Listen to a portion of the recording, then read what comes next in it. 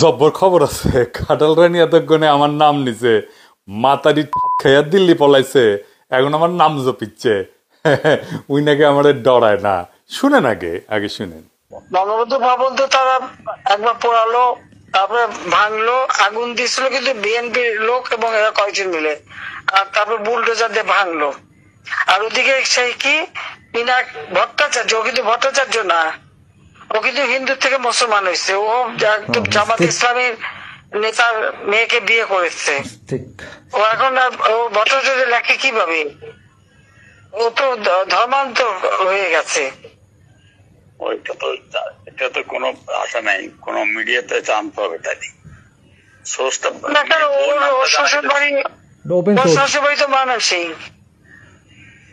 যতদূর সম্ভব বোধহয় ত্রিশাল বা টাঙ্গাইলে না,